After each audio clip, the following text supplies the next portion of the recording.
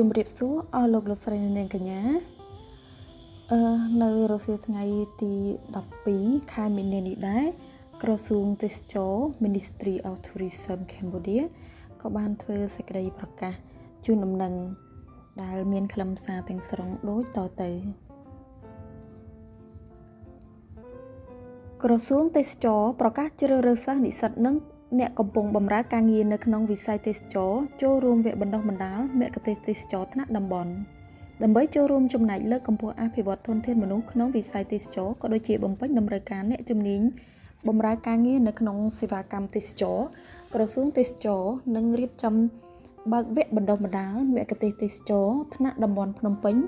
និងតំបន់ជុំវិញ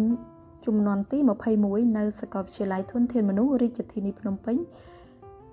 និងថ្នាក់តំបន់សៀមរាបនិងតំបន់ជុំវិញចំនួនទី28នៅសាកលវិទ្យាល័យវណ្ណដាសាខាខេត្តសៀមរាបក្រសួងទេសចរសូមលើកទឹកចិត្តដល់បេក្ខជនបេក្ខនារីដែលជាសិស្សនិស្សិតអ្នកកំពុងបម្រើការងារនៅក្នុងវិស័យទេសចរនិងសាធារណជនចូលរួមដាក់ពាក្យប្រឡងចូលរៀនឲ្យបានកាន់តែច្រើនសម្រាប់បេក្ខជនបេក្ខនារីដែលមានចំណាប់អារម្មណ៍ចូលរួមប្រឡងសូមធ្វើការទំនាក់ទំនងសាកសួរព័ត៌មានតាមរយៈលេខទូរស័ព្ទ078 262 456និង096 6 262 556ឬអានព័ត៌មានលម្អិតនៅក្នុងសេចក្តីជូនដំណឹង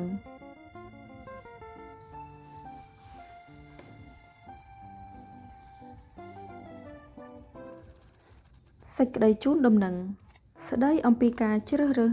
បេក្ខជនប្រឡងចូលរួមវគ្គបណ្ដុះបណ្ដាលមគ្គុទ្ទេសក៍ទេសចរថ្នាក់តំបន់សៀមរាបនិងតំបន់ជុំវិញចំនួនទី28និងថ្នាក់តំបន់ភ្នំពេញនិងតំបន់ជុំវិញចំនួនទី21ក្រសួងទេសចរមានកិត្តិយសសូមជម្រាបជូនដំណឹងដល់សិស្សនិស្សិតនិងសាធារណជនឲ្យបានជ្រាបថាដើម្បីចូលរួមចំណែកលើកកម្ពស់អភិវឌ្ឍធនធានមនុស្សក្នុងវិស័យទេសចរក៏ដូចជាបំពេញតម្រូវការអ្នកជំនាញបម្រើការងារនៅក្នុងសេវាកម្មទេសចរក្រសួងទេសចរសូមប្រកាសជ្រើសរើសបេក្ខជនបេក្ខនារីប្រឡងចូលរួមរៀននៅវគ្គបណ្ដុះបណ្ដាលមគ្គុទ្ទេសក៍ទេសចរថ្នាក់តំបន់សៀមរាបនិងតំបន់ជុំវិញចំនួនទី28និងថ្នាក់តំបន់ភ្នំពេញនិងតំបន់ជុំវិញចំនួនទី21ដែលមានខ្លឹមសារលម្អិតដូចខាងក្រោម 1. ចំនួនជ្រើសរើសសម្រាប់ថ្នាក់តំបន់សៀមរាបនិងតំបន់ជុំវិញ 1. ភាសាអាល្លឺម៉ង់ 2. ភាសាអេស្ប៉ាញ 3. ភាសាអ៊ីតាលី 4. ភាសាជប៉ុន 5. ភាសាអារ៉ាប់ 6. ភាសាបារាំង 7. ភាសាវៀតណាម 8. ភាសារុស្ស៊ីនិង 9. ភាសាម៉ាឡេស៊ីដែលនៅក្នុងនោះគឺភាសាអាល្លឺម៉ង់30រូបមានន័យថាបេក្ខជនទាំងអស់គឺភាសានីមួយៗគឺចំនួន30រូប 2. ចំនួនជ្រើសរើសសម្រាប់ថ្នាក់តំបន់ភ្នំពេញនិងតំបន់ជុំវិញដែលចំនួនបេក្ខជនគឺចំនួន30រូបដូចគ្នាទី1ភាសាជប៉ុន 2. ភាសាអេស្ប៉ាញ 3. ភាសារុស្ស៊ី 4. ភាសាបារាំង 5. ភាសាម៉ាឡេស៊ី 6. ភាសាវៀតណាម 7. ភាសាអ៊ីតាលី 8. ភាសាអាល្លឺម៉ង់ 9. ភាសាអារ៉ាប់ 3. បេក្ខជនត្រូវបំពេញលក្ខខណ្ឌដូចខាងក្រោម 1. ត្រូវមានសញ្ជាតិខ្មែរ 2. ត្រូវមានអាយុចាប់ពី18ឆ្នាំឡើងទៅគិតត្រឹមថ្ងៃប្រឡង 3. ត្រូវមានសញ្ញាបត្រមធ្យមសិក្សាទុតិយភូមិបាក់ឌុបឡើងទៅឬសញ្ញាបត្រមានតម្លៃស្មើ 4. ត្រូវមានចំណេះដឹងទូទៅផ្នែកទេសចរណ៍ភូមិសាស្ត្រប្រវត្តិសាស្ត្រវប្បធម៌និងផ្នែកបុរាណវិទ្យា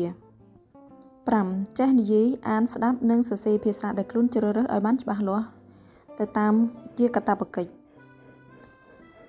6. ត្រូវមានចំណេះដឹងផ្នែកកុំព្យូទ័រ Microsoft Office Word PowerPoint Internet Image ជាដើម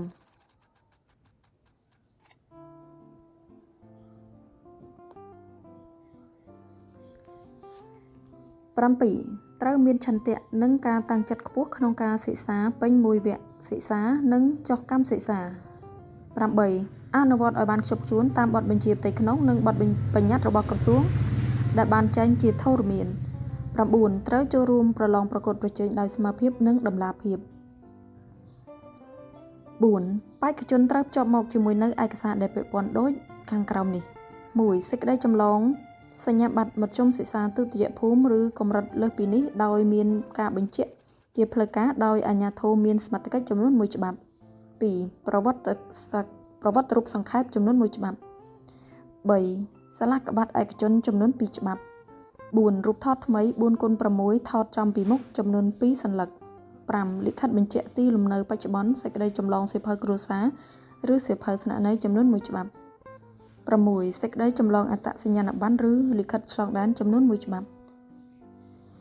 បញ្ជាក់ពេលដាក់ពាក្យស្នើសុំប្រឡងបេក្ខជនត្រូវភ្ជាប់មកជាមួយនៅឯកសារច្បាប់ដើមសម្រាប់ការផ្ទៀងផ្ទាត់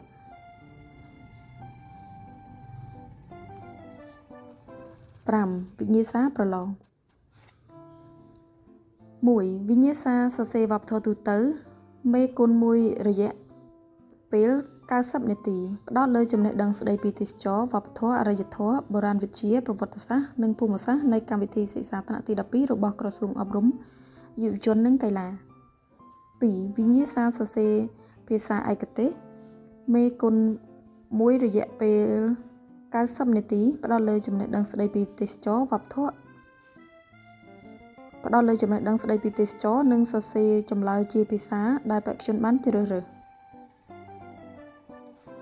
3. វិញ្ញាសាផ្ទាល់មាត់មេគុណរយៈពេល15នាទីផ្ដោតលើចំណេះដឹងទូទៅស្ដីពីប្រវត្តិសាស្ត្រភូមិសាស្ត្រវប្បធម៌និងចំណេះដឹងស្ដីពីទេសចរណ៍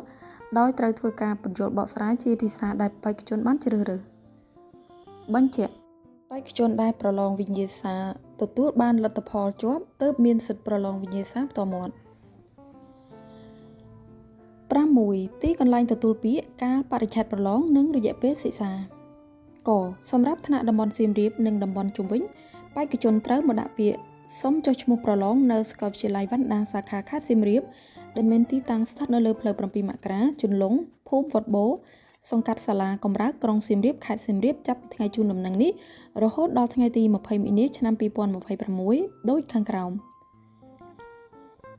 1. បិទឈ្មោះប្រឡងថ្ងៃទី25មីនាឆ្នាំ2026 2. ប្រឡងវិញ្ញាសាសរសេរថ្ងៃទី26មីនាឆ្នាំ2026 3. ប្រកាសលទ្ធផលវិញ្ញាសាសរសេរថ្ងៃទី3ខែមេសាឆ្នាំ2026 4. ប្រឡងវិញ្ញាសាផ្ទាល់មាត់ថ្ងៃទី10មេសាឆ្នាំ2026 ខ សម្រាប់ថ្នាក់តំបន់ជុំវិញភ្នំពេញនិងតំបន់ជុំវិញបេក្ខជនត្រូវមកដាក់ពាក្យសុំចុះឈ្មោះប្រឡងនៅសាកលវិទ្យាល័យធនធានមនុស្សដែលមានទីតាំងស្ថិតនៅអគារលេខ17ផ្លូវ163សង្កាត់អូឡ িম্প ិកខណ្ឌបឹងកេងកងរាជធានីភ្នំពេញខាងត្បូងវត្តមហាមន្ត្រីជិត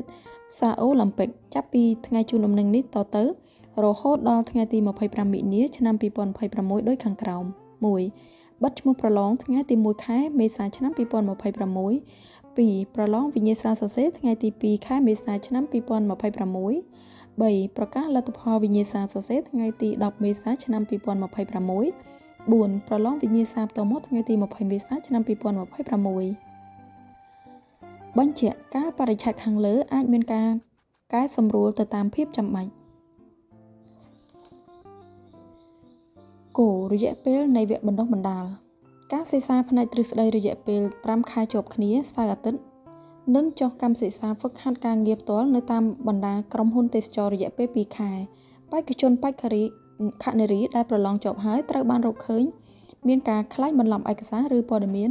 ត្រូវទទួលខុសត្រូវចំពោះមុខច្បាប់ជាធរមានសម្រាប់ព័ត៌មានបន្ថែមសូមទាក់ទងតាមរយៈលេខទូរស័ព្ទ078 262 456និង096 6 262 456អាស្រ័យដោយបានជម្រាបជូនខាងលើសូមសិស្សនិស្សិតនិងសាធារណជនចូលរួមដាក់ពាក្យស្នើសុំប្រឡងចូលរួមវគ្គមគ្គុទ្ទេសក៍ទេសចរណ៍ខាងលើឲ្យបានច្រើនចាប់ពីថ្ងៃជូនដំណឹងនេះតទៅថ្ងៃពុធ8រោចខែផល្គុនឆ្នាំម្សាញ់ស័កពុទ្ធសករាជ2569 រាជធានីភ្នំពេញថ្ងៃទី11 មិនិនា ឆ្នាំ2026